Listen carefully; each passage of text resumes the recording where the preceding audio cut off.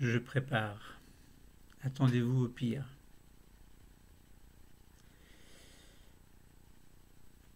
Alors, ce cours est assez compliqué. Alors, je vais quelquefois parler très doucement.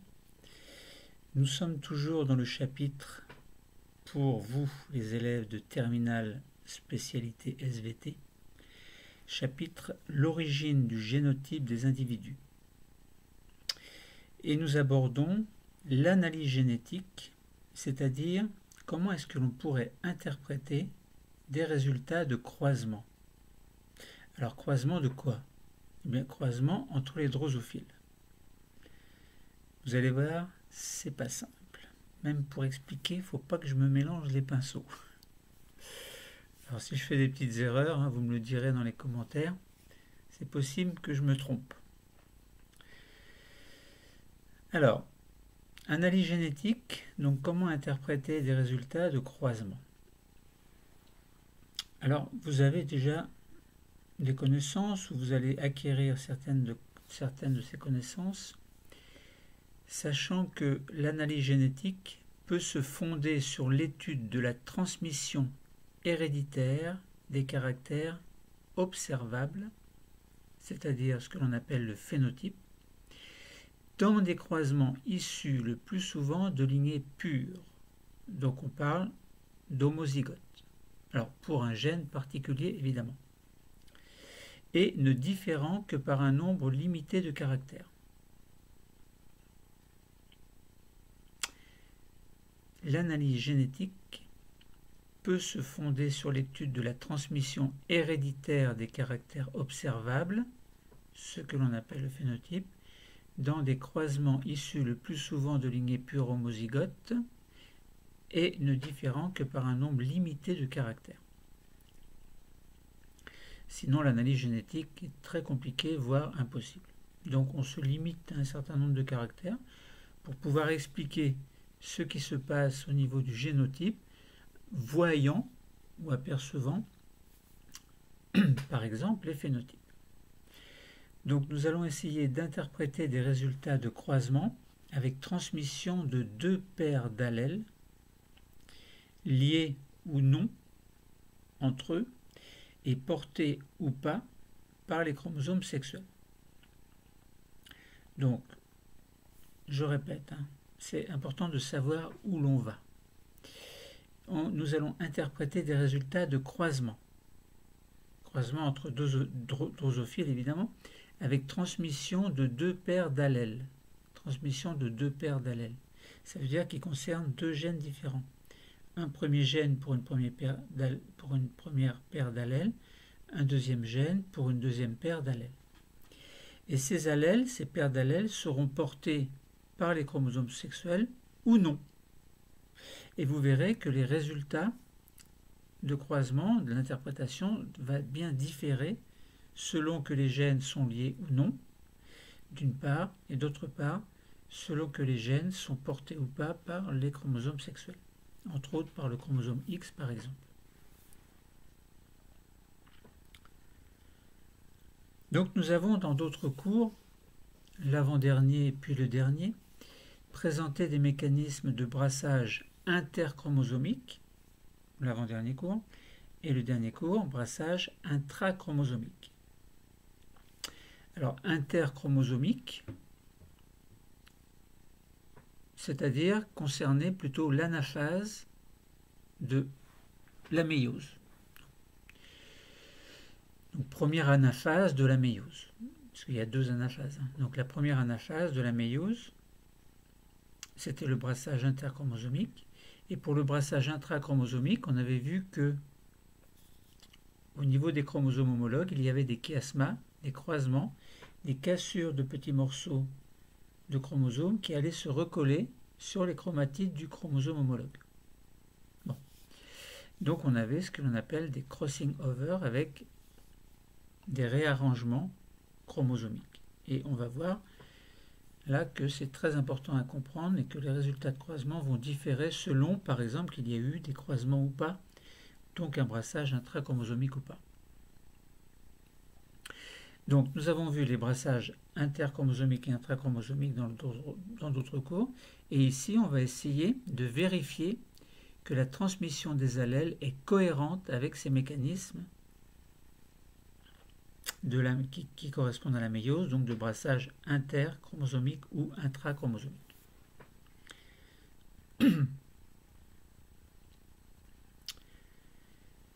C'est l'analyse statistique de résultats de croisement qui vient confirmer la théorie chromosomique de l'hérédité.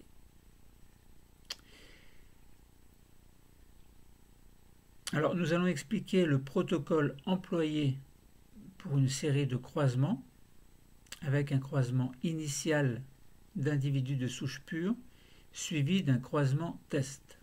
Nous allons expliquer ce que ça veut dire tout à l'heure.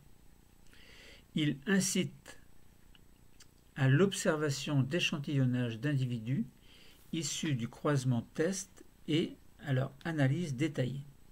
Quand je dis il, c'est le protocole. Donc nous allons avoir des résultats de 2 croisements réalisés selon la méthode présentée précédemment, que l'on va expliquer tout à l'heure. Précédemment, qu'on va expliquer après, c'est intelligent. Alors, il faut également tenir compte des conventions d'écriture des génotypes et de l'échiquier de croisement. Donc, pour pouvoir évidemment analyser ces croisements. On peut notamment déterminer si l'on a affaire à des gènes indépendants, donc qui ne sont pas situés sur le même chromosome, et à un brassage interchromosomique, ou bien s'il s'agit d'un cas de liaison génétique, donc ça veut dire les gènes sont sur le même chromosome, impliquant plutôt un brassage intrachromosomique. Donc, on va essayer de voir dans l'analyse de ces croisements que l'on va faire, si on peut déterminer, je répète, si on peut déterminer si l'on a affaire à des gènes indépendants, donc pas situés sur les mêmes chromosomes. On parle des chromosomes homologues.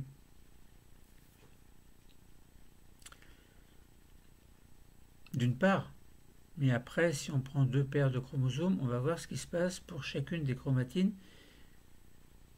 relatives au brassage interchromosomique se passant à l'anaphase. Ou bien on va voir s'il s'agit d'un cas de liaison génétique, donc il y a eu des crossing over, et puis donc ça veut dire qu'on va répartir les allèles d'un chromosome à l'autre, des chromosomes homologues évidemment, et à ce moment-là ça impliquera plutôt un brassage intrachromosomique. Bon, c'est un peu confus pour l'instant, vous allez mieux comprendre tout à l'heure. Donc on va se proposer des activités, donc des activités classiques d'analyse de croisement, qui seront un premier croisement d'abord, qui va correspondre au cas de 2 gènes indépendants, donc qui ne sont pas situés sur le même chromosome, évidemment.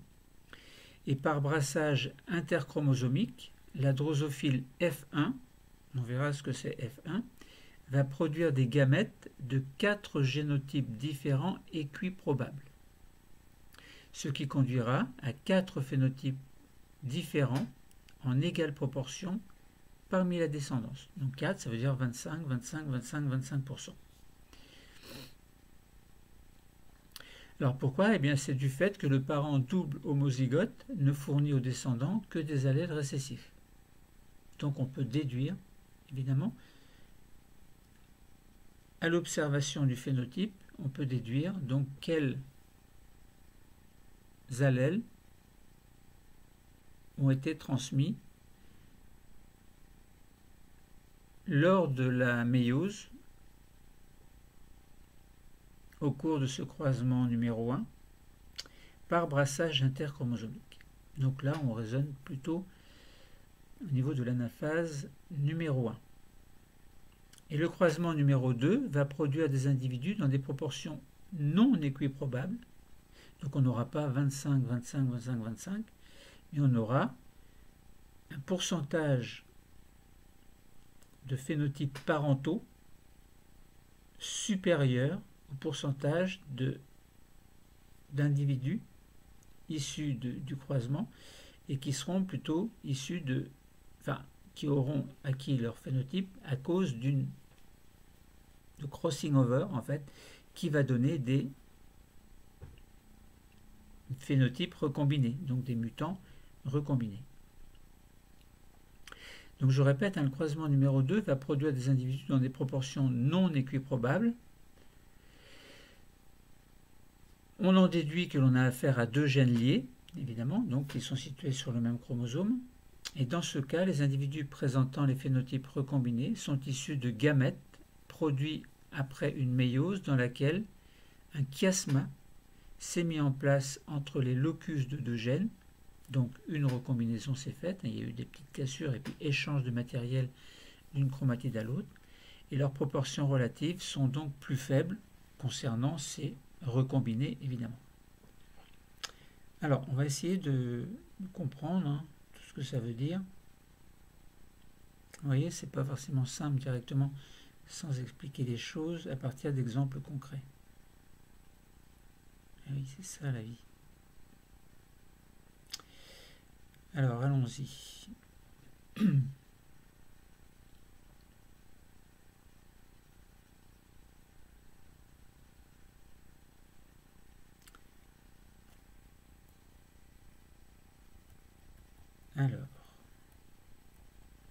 Alors évidemment, je me suis trompé de page. C'est pas celle-là.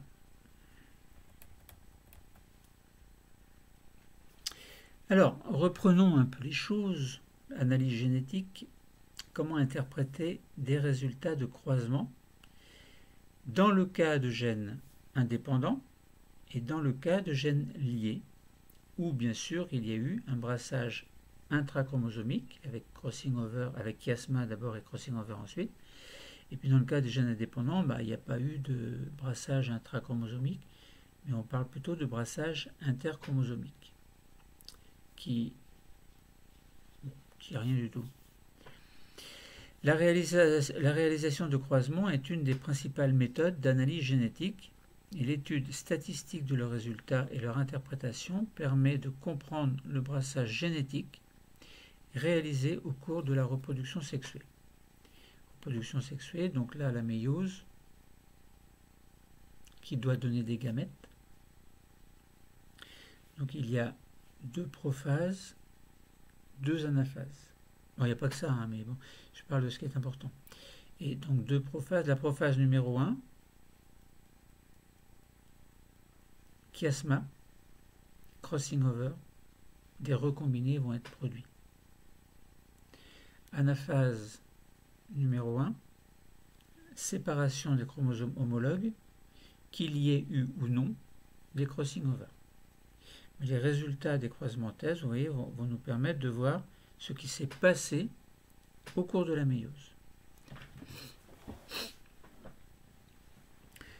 Alors, globalement, donc, quelles informations vont apporter l'interprétation de résultats de croisement quand les gènes ne sont pas liés et quand les gènes sont liés, évidemment.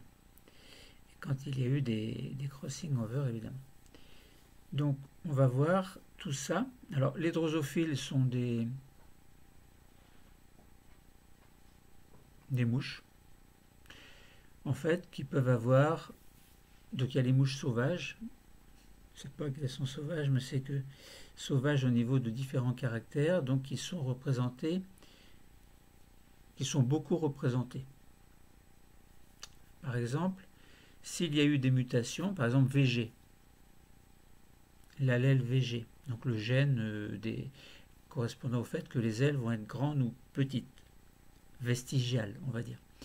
Eh bien, VG, c'est un allèle, et si la mouche possède l'allèle VG+, alors les ailes seront longues. Mais si il y a eu une mutation et que le VG+ devient VG, pour X raison, eh bien les ailes vont être vestigiales. Mais comme c'est un caractère récessif, il faut que au niveau il faut que les allèles soient identiques, donc que l'on ait VG, VG. Donc à ce moment-là, la mouche drosophile aura des ailes vestigiales. Bon, c'est un exemple. Donc drosophile sauvage, quand on dit sauvage, ça ne veut pas dire qu'elle s'en va quand on approche, ça veut dire que relativement à certains gènes, donc à certains allèles, les allèles qui sont le plus représentés dans la population des mouches, on dit que c'est sauvage, allèle sauvage. Par exemple, si on dit, je répète, hein, si on a VG+, et VG, eh bien il y a beaucoup de mouches qui ont des ailes, ce qui paraît normal, donc elles seraient VG+, qui est d'ailleurs un caractère dominant. Donc si au niveau des deux chromosomes homologues il y a VG et VG+, les ailes seront longues. S'il y a VG+, VG+, les ailes sont longues aussi. Et si les ailes sont VG, VG, on aura alors des ailes vestigiales. Ça veut dire que la mouche ne pourra pas voler. Bon, puis il y a d'autres caractères comme ça, par exemple le corps clair, les yeux rouges sombres, les yeux blancs, etc., qui font qu'on a des allèles plutôt sauvages et d'autres allèles plutôt issus d'une mutation.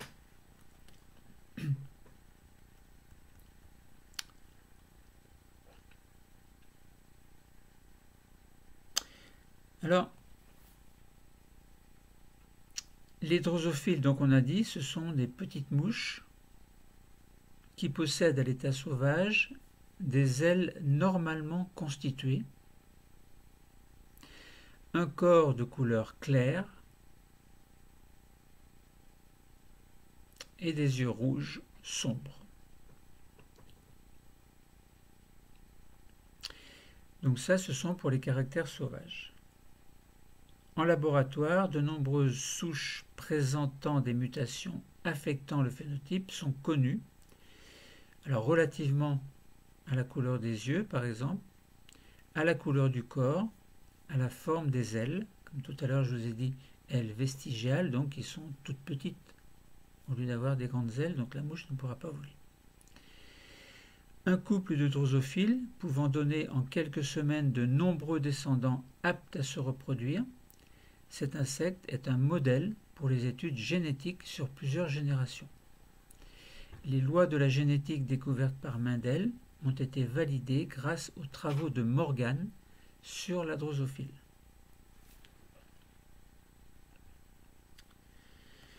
En laboratoire, on utilise souvent des individus dont le génotype est connu et stable. Ces individus sont dits de lignée pure, donc si on les croise entre eux, ils donnent des descendants présentant de façon constante le même phénotype. Ces individus sont dits homozygotes, ça veut dire qu'ils possèdent pour tous leurs gènes deux allèles identiques. Par exemple, VG, VG, aile vestigiale.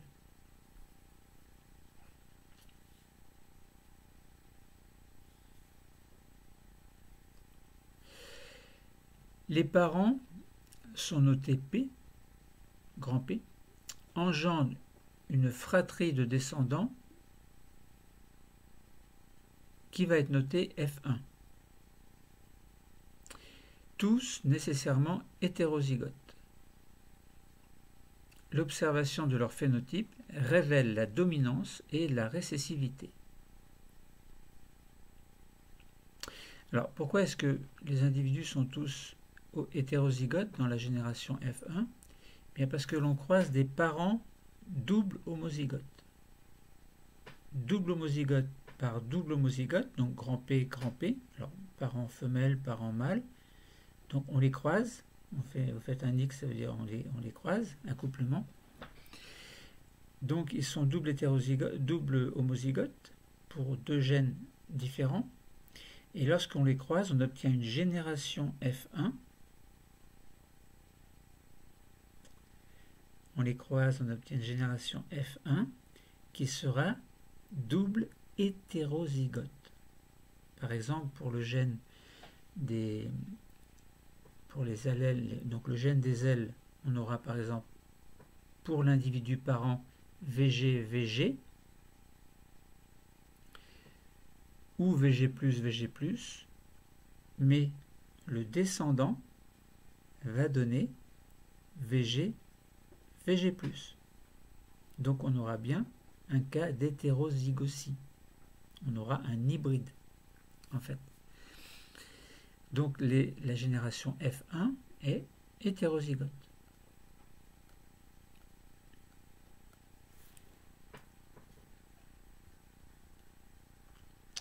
Alors, évidemment, l'activité pratique que vous allez faire avec votre enseignant, ce sera par exemple d'observer à la loupe binoculaire le résultat d'un croisement test portant sur 2 caractères. On va voir tout à l'heure 2 croisements. Et vous allez identifier les différents phénotypes présentés par la descendance et vous allez dénombrer les individus présentant chaque phénotype.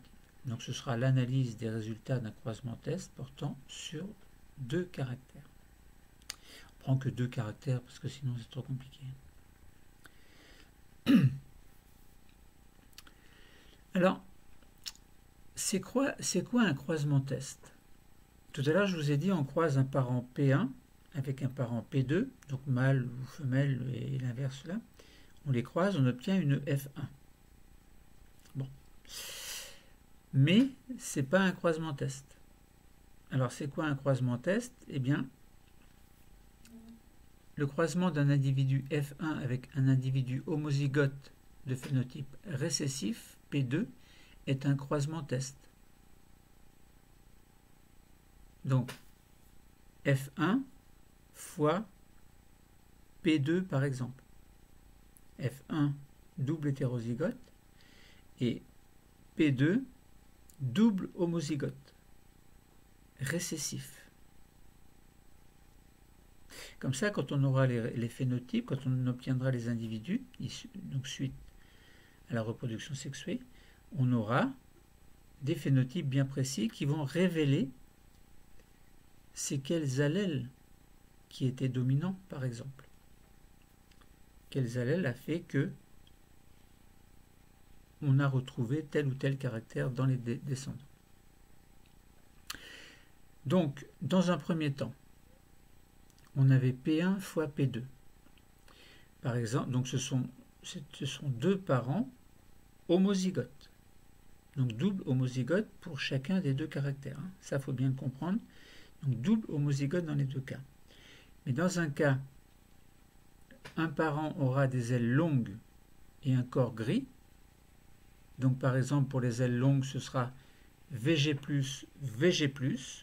On est bien homozygote, puisqu'il y a VG+, VG+. Si on avait VG+, VG, on serait dans hétérozygote, mais là on a VG+, VG+.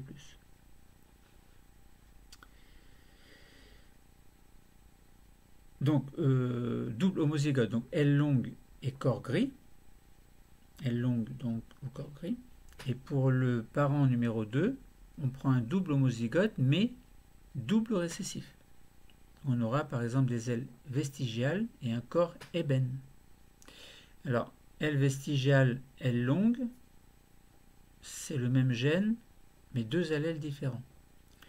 Et corps gris, corps ébène, c'est 2 allèles différents du même gène.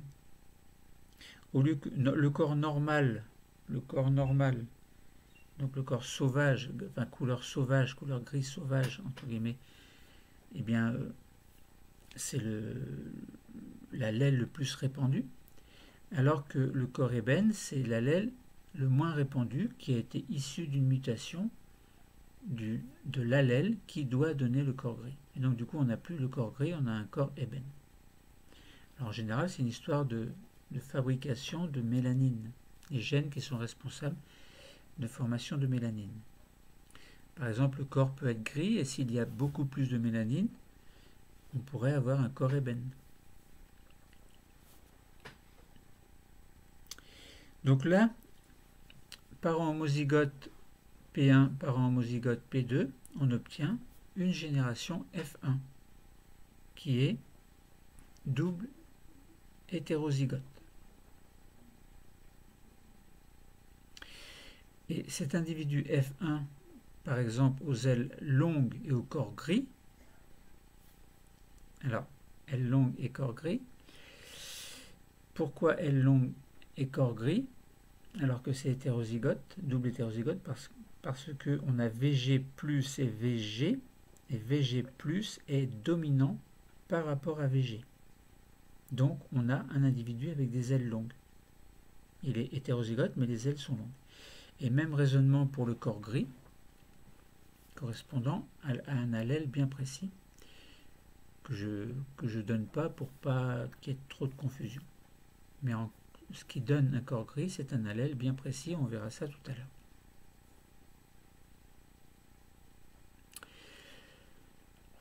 Donc, on va croiser cet individu F1, double hétérozygote, avec un double homozygote récessif, pour les deux caractères. Donc, L vestigial et corps ébène.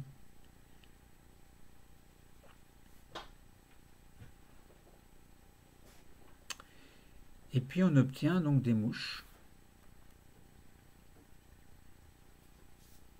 Une fois que la larve, que les asticots ont fait leur vie, on obtient donc, on peut mettre en évidence le fait qu'il y a eu des crossing over ou pas, donc au cours du brassage intrachromosomique dans la prophase numéro 1. Alors on obtient des individus avec des ailes longues et un corps gris, comme le phénotype parental F1, qui avait aussi des ailes longues et un corps gris, et qui était double hétérozygote. Donc là, c'est le génotype parental. On a le phénotype parental, c'est-à-dire type parental, donc aile longue, corps gris, mais en plus au niveau des gènes, quand on fait une analyse des gènes, on a un génotype parental. Alors lequel, pour l'instant, on n'en parle pas, on verra ça tout à l'heure. Mais là, j'explique de manière globale. On a également des individus qui présentent des ailes vestigiales et un corps ébène, donc phénotype et génotype de type parental, qui était tout à l'heure le double homozygote avec des ailes vestigiales et un corps ébène. Donc là, pour l'instant, on a des individus qui ressemblent aux parents, mais dont le génotype n'est pas forcément le même. Alors attention, on parle de parents, mais on n'explique pas la méiose évidemment, hein, mais il y a des intermédiaires qui font que, bon, faut faire la méiose complète pour comprendre que on obtient ces individus. Bon, bref.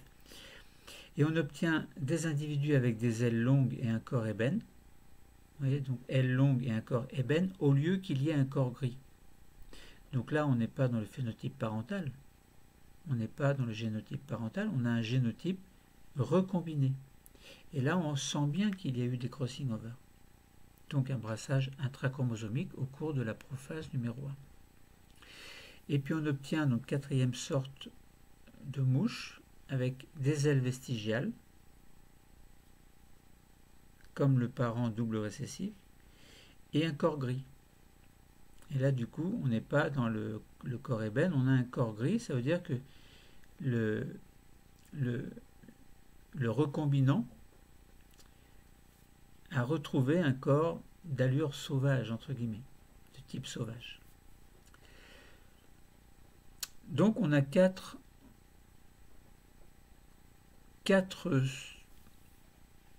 sortes, quatre types de mouches qui ont été conçus suite au croisement test entre un F1 et un parent.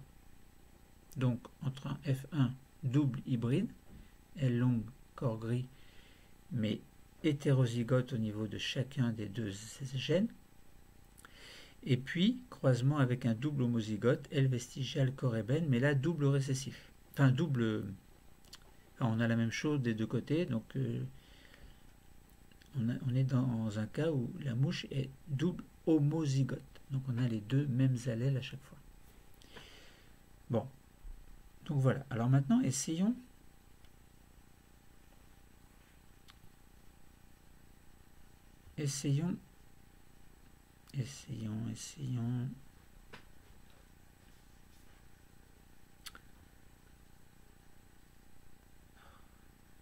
voilà. Essayons d'interpréter les croisements test.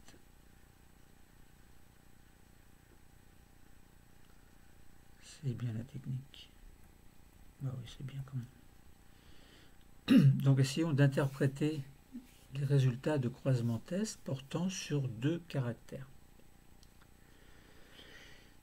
On va faire un croisement numéro 1, un croisement numéro 2, donc 2 croisements test. Vous vous souvenez, hein, F1 double homozygote croisé avec un parent double homozygote double récessif. Et puis on va voir qu'il y a des résultats différents.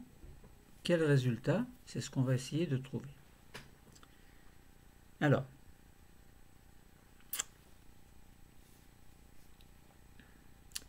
croisement numéro 1 va concerner... Alors, on va d'abord dire une chose, c'est que la première mutation concerne la couleur du corps et la seconde mutation concerne la longueur des ailes. Les individus homozygotes présentent un corps de couleur ébène, à l'aile notée petit e, et des ailes vestigiales avec l'allèle noté VG.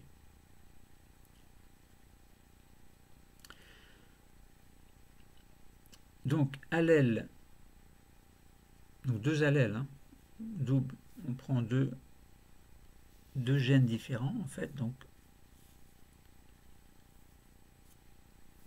couleur du corps, aile vestigiale. La couleur du corps dépend de l'allèle petit e. Si on est petit e, alors on aura un allèle qui a été muté à partir d'un allèle E+, donc le plus représenté dans la population, et qui serait donc un allèle de type sauvage. Donc couleur ébène, allèle noté petit e, et des ailes vestigiales, allèle noté VG.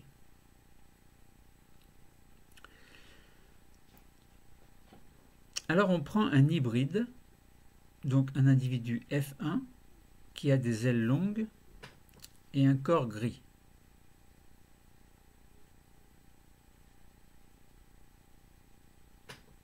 Corps gris, donc on a au moins un allèle E+. Et les ailes longues, donc on a au moins un allèle VG+. Ils sont dominants. Donc si on a VG, VG+, on aura des ailes longues. Et si on a E+, on aura un corps gris. Pour qu'il y ait un corps ébène, il faut qu'il y ait EE. Double allèle EE. Donc, hybride F1 avec un parent double homozygote, L vestigiale corps ébène, et l'hybride L longue corps gris. On obtient des individus, 4 types d'individus en proportion égale. Donc 4 types d'individus en proportion égale. 25% chacun. 25 fois 4, ça fait bien 100% des individus. Il y a 2 types parentaux, donc des individus de type parentaux au niveau phénotype.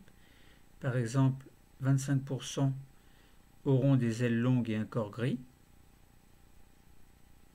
Donc VG+, et E+. 25% seront du type parental double homozygote L vestigial corps ébène. Donc on est bien dans le type parental double homozygote L vestigial corps ébène. Donc on a 25% de ces individus. Donc là pour l'instant on n'a que des phénotypes parentaux, mais on a également des individus qui ont des ailes longues et un corps ébène au lieu qu'il y ait un corps gris. Donc pour qu'il y ait un corps ébène, eh bien il faut que les 2 allèles soient E. E, E. Il n'y a pas de E+, sinon ce serait corps gris. Donc là, on voit bien qu'il y a un recombiné. Et puis, donc il y a eu des crossing over au cours du brassage intrachromosomique dans la prophase, durant la prophase numéro 1 de la méiose. Et puis un quatrième type d'individu va avoir des ailes vestigiales et un corps gris. Donc ça veut dire que cet individu a récupéré un allèle petit e.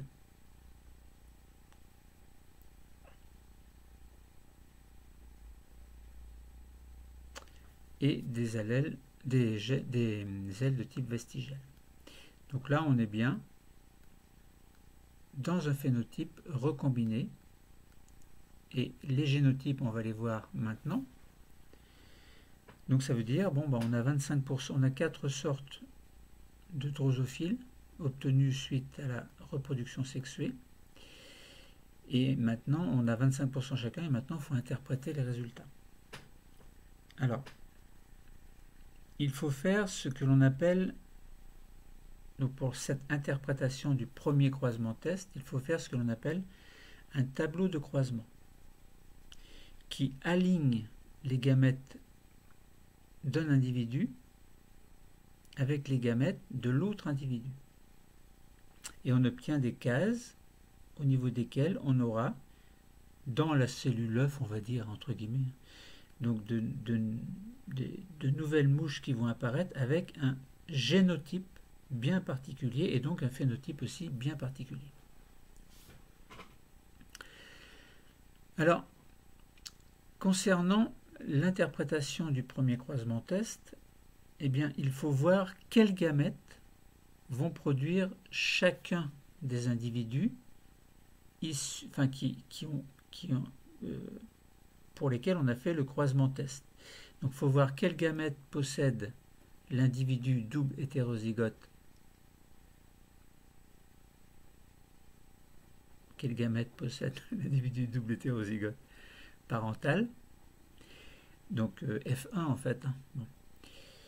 Et quelle gamète produit le double homozygote parental également, mais qui n'est pas, qui est homozygote, n'est pas hétérozygote, alors que le parental de tout à l'heure c'était le F1, mais double hétérozygote, issu lui-même du croisement de deux parents. Donc pour le double homozygote, on a sur la première paire de chromosomes VG. Alors on a donc des chromosomes homologues qui sont par deux. Il y a deux chromosomes homologues et deux chromosomes homologues. Donc VG est situé sur un chromosome, donc sur les deux chromosomes homologues, et E est situé sur deux chromosomes homologues également, mais pas sur les mêmes chromosomes. Ça veut dire que les gènes sont séparés, ils ne sont pas liés. S'ils étaient liés, comme on le verra tout à l'heure dans le croisement test numéro 2, dans le croisement numéro 2, eh bien ça voudrait dire que les résultats ne seraient pas les mêmes, c'est-à-dire le nombre d'individus, le pourcentage d'individus avec des recombinaisons ne serait pas les mêmes. Lorsqu'il y a des recombinaisons, le pourcentage n'est pas le même. Donc, les gamètes, suite à la méiose évidemment, qui a lieu dans le double homozygote parental, dans le croisement numéro 1, dans le croisement test, eh bien on obtient des gamètes qui possèdent VG sur un chromosome et E sur un autre chromosome. Et concernant les gamètes issus de la reproduction sexuelle, donc issus de la méiose en fait, dans l'individu double hétérozygote, eh bien on a 4 types de gamètes, puisque le brassage interchromosomique à l'anaphase sépare les chromosomes homologues de manière tout à fait aléatoire. On a donc des gamètes qui possèdent, donc dont un chromosome possède VG+, et un autre chromosome possède E+. Un deuxième gamète qui possède sur un chromosome VG+, et sur l'autre chromosome petit e. Un troisième type de gamète qui possède sur un chromosome VG et sur l'autre chromosome E+, et un quatrième type de gamète qui possède sur un chromosome VG et sur l'autre chromosome petit e. Donc ça, on les aligne, ces 4 gamètes, en représentant les allèles sur chacun des chromosomes. Et donc ça sur une ligne, et sur une colonne, mais bon, vous mettez VG et E correspondant aux gamètes. Sur un chromosome, il y a VG, sur l'autre chromosome, il y a petit e. Du seul type de gamète possible, du double homozygote dont on s'est servi lors du croisement test. Et on fait la fécondation. Donc on a des petites cases, l'intersection entre le seul gamète VG et E, donc VG sur un chromosome et E sur l'autre chromosome, croisé avec un gamète spermatozoïde, par exemple VG+ sur un chromosome et E+ sur un autre chromosome. Le résultat de la fécondation donne un individu qui est VG plus VG. On verra la convention d'écriture après. D'une part, et E plus E d'autre part.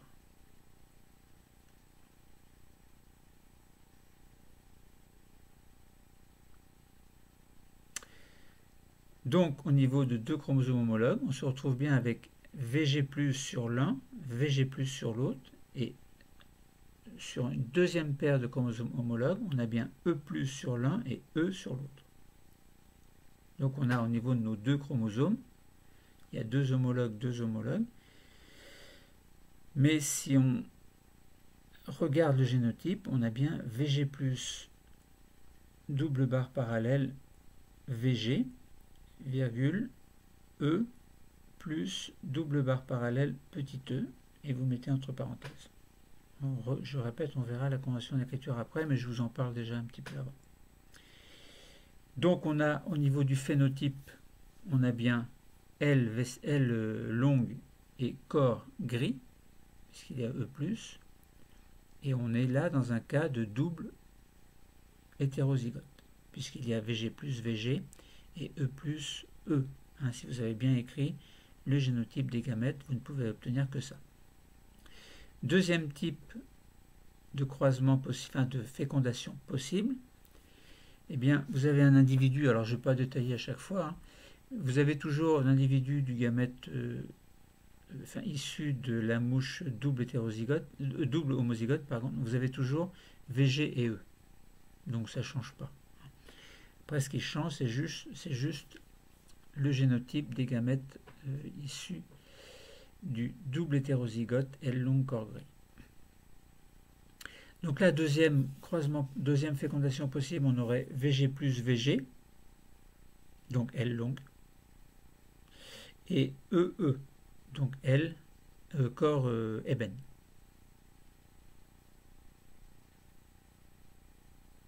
Donc un recombinant. Enfin, ce qui explique le recombinant, c'est-à-dire tout à l'heure on avait L longue corps ébène, on avait L longue corps ébène, on avait 25% de ces individus-là. Donc on l'explique par le génotype issu de la fécondation. Et puis on aurait troisième type de mouche, VG-VG, donc L vestigial, et puis E plus E d'autre part, donc un corps gris. Et puis, enfin, dernière fécondation, on aurait VG-VG et E. Donc on obtiendrait bien L vestigial et corps ébène, donc un phénotype de type parental, c'est-à-dire le double homozygote L vestigial corps ébène. Donc on retrouve bien dans cette analyse génétique les individus qui ressembleront au double hétérozygote de départ, donc à l'individu F1, Et puis donc on retrouve bien les types parentaux et les types recombinés. Donc là on a bien eu une fécondation dans les quatre cas possibles, en fait, qui sont équilibrés à 25% chacun. Il y a eu donc des gènes, il y avait des gènes qui étaient tout à fait indépendants. Donc ça veut dire que ces gènes sont indépendants. Donc même s'il y a eu des échanges de matériel, ça ne concerne pas ces deux types de gènes-là, puisqu'ils sont indépendants. Donc les crossing over éventuels qu'il aurait pu y avoir, ça concerne d'autres allèles, d'autres gènes, d'autres allèles, comme on va le voir dans le croisement numéro 2. Alors j'en profite pour vous parler des conventions d'écriture et ensuite on fait l'analyse du croisement numéro 2, si vous voulez bien. Alors en génétique, le phénotype le plus couramment observé dans la nature est appelé type sauvage ou normal. Bon, je vous en ai parlé. Un gène peut être symbolisé par une lettre ou une abréviation, en général basée sur le phénotype produit par une mutation de l'allèle. L'allèle non muté, responsable du type sauvage, est alors désigné par l'ajout du signe plus en exposant. Par exemple, chez la drosophile, l'allèle responsable de la mutation L vestigiale sera symbolisé par VG. Et l'allèle responsable des ailes normales sera noté VG+. Donc le petit plus en exposant. D'autre part, un génotype s'écrit entre parenthèses, alors qu'un phénotype s'écrit entre deux crochets. Pour une cellule diploïde, les deux allèles sont séparés par deux barres obliques, donc oblique, oblique, par exemple VG, double barre, VG,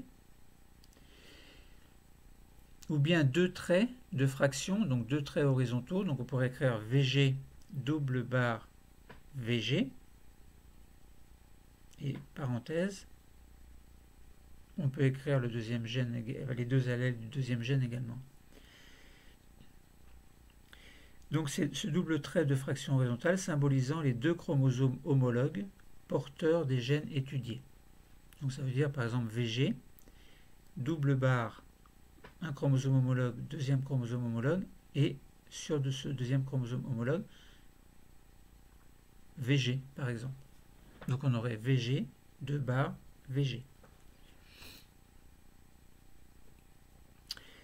Bon.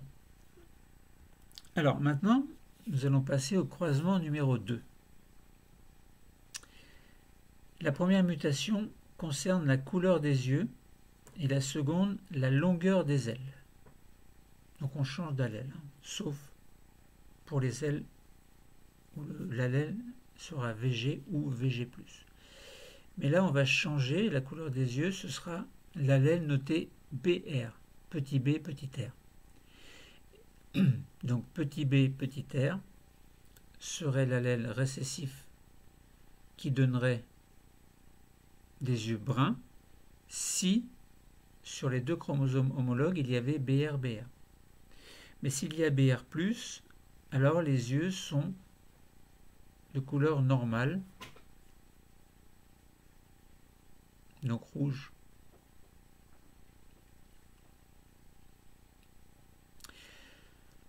Alors, comme tout à l'heure, on fait un croisement test d'un individu F1 double hétérozygote avec un individu de type parental double homozygote. Alors tout à l'heure c'est double hétérozygote, j'espère que je ne me suis pas trompé. Donc la double homozygote pour le parent, c'est-à-dire avec des ailes vestigiales et des yeux bruns. Donc il serait, ce double homozygote, cet individu parental du croisement test, il serait VG, donc ce serait par exemple VG double barre VG. Et pour le deuxième allèle, chromosome, le deuxième gène, pardon, on aurait donc les yeux bruns, donc on aurait BR. Donc on aurait BR, double barre BR. Alors on ne sait pas si, on peut pas savoir pour l'instant si on a des gènes liés ou pas. Donc si les deux gènes sont sur le même chromosome ou pas. On n'en sait rien parce qu'on n'a pas fait on n'a pas analysé les résultats du croisement test. Donc là on peut que imaginer que soit on a les deux gènes indépendants, donc pas situés sur les mêmes chromosomes, ou bien situés sur le même chromosome. On n'en sait rien. Pour l'instant. Après, on va voir que en fait, ce sont des gènes liés. Alors, l'hybride F1, lui, est bien, a les ailes longues et les yeux rouges. Alors, c'est un hybride, un double hétérozygote, en fait. Donc, on a bien VG plus et VG. Et on a bien BR plus et BR, puisque c'est double hétérozygote. Donc, à l'issue de ce croisement test, on obtient 4 types d'individus. Et si on regarde le nombre de ces individus, on n'est pas dans les 25, 25, 25, 25. Par exemple, pour l'individu, alors on va voir après quel génotype. Et là, pour l'instant, on aurait par exemple 310, 318, 189 et 183. Donc, vous voyez que les quantités ne sont pas des quantités égales à 25%. Il y a plus quand on est à 300 et 300 par rapport à 180 et 180. On a plus de 300, enfin les 300 sont en quantité plus importante que les 180. Alors, si on regarde pour les 300, on a L vestigial et les yeux bruns. C'est le phénotype de type parental, alors mâle ou femelle, hein. C'est le phénotype de type parental qui était tout à l'heure double homozygote L vestigial et les yeux bruns, alors que là c'est L vestigial et les yeux bruns, mais chez la femelle, par exemple. Bon. On aurait également des ailes longues et des yeux rouges, type parental, mais F1, type F1. Après, on aurait des ailes vestigiales et des yeux rouges. Donc là, on voit bien qu'on n'est pas dans le type parental, on est dans un type recombiné. Et quatrième type d'individu, on aurait des ailes longues avec des yeux bruns. Donc si vous avez noté les choses, vous apercevez qu'il y a des phénotypes de type parentaux et des phénotypes de type recombiné. Alors maintenant, comment est-ce qu'on peut expliquer ça au niveau génotype? Eh bien simplement, il faut faire un tableau de croisement, faire représenter symboliquement les gamètes, donc les allèles qui sont situés sur les chromosomes des gamètes, et s'apercevoir que ces deux gènes, il faut savoir que ces gènes sont liés, et donc que les gènes sont situés sur le même chromosome, et donc que les allèles, les différents allèles, sont situés également sur le même chromosome. C'est obligatoire. Alors les gamètes de l'hybride F1, plutôt on va commencer par les gamètes du double homozygote L vestigial des yeux bruns. Eh bien, on a un seul chromosome, et vous mettez deux petites barres sur ce chromosome, et puis pour l'une de ces petites barres, vous écrivez VG, et pour l'autre de ces petites barres, vous écrivez BR. Ça veut dire que ce sont les locus des gènes, c'est-à-dire les endroits où sont les gènes. Donc on a bien un chromosome avec l'allèle VG et un petit peu plus bas ou un petit peu plus haut, comme vous voulez, l'allèle BR. Donc on a un seul chromosome, deux allèles. Donc les gamètes sont tous à 100% porteurs de VG et BR sur le même chromosome. Maintenant, pour les gamètes de l'hybride F1, alors il y a eu des crossing over au cours de la métaphase, au cours de la prophase numéro 1, et puis au cours de l'anaphase, donc des crossing over, donc échange de matériel, hein. Donc on a échangé les gènes, les allèles plutôt. Et puis, oui, au cours de l'anaphase, donc il y a eu répartition aléatoire, une fois que les individus ont été, une fois que les crossing over se sont faits.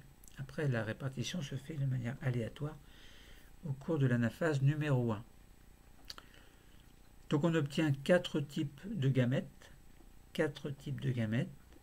VG-BR, VG-BR+, VG+-BR et VG+-BR et VG+-BR+. Donc chaque fois, sur un seul chromosome, les deux allèles. Et on regarde ce que donne la fécondation dans les cases correspondantes. Donc on associe VG-BR, donc gamète du double homozygote de départ, type parental, avec chacun des gamètes dont nous venons de donner le génotype. Donc on obtiendrait pour le premier croisement VG-BR d'une part avec VG+, ou plutôt VG-BR. Donc là, on aurait un cas de double homozygote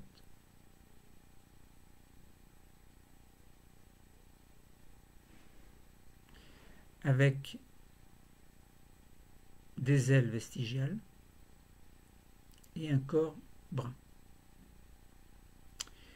Ensuite, on a VG-BR croisé avec VG-BR+, donc on aurait aile vestigiale avec un corps ébène, donc corps de type sauvage.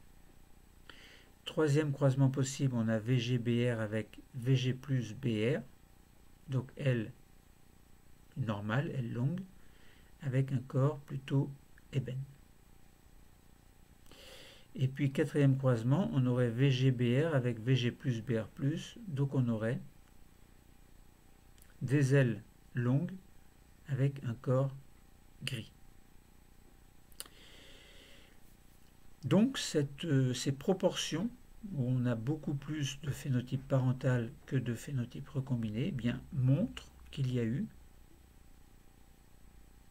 des gènes liés et que les recombinaisons, enfin les crossing over, ont fait qu'il y a eu des échanges de matériel entre les chromosomes homologues lors de la formation des chiasmas et donc des crossing over au cours de la prophase numéro 1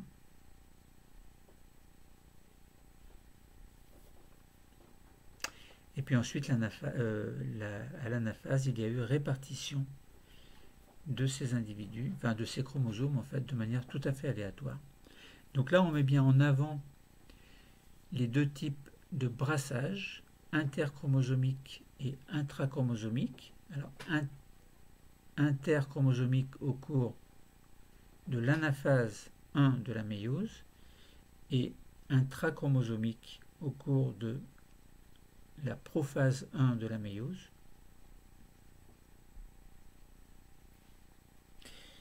Donc voilà, ça veut dire que l'interprétation des résultats de croisement portant sur deux caractères nous a bien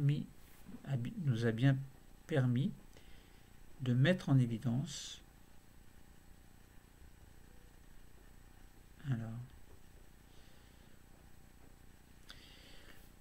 donc de bien mettre en évidence donc ces résultats de croisement qui nous apportent des informations sur ceci, sur cela, etc., etc. En fait, on fait que répéter les choses. Ah, c'est long ça.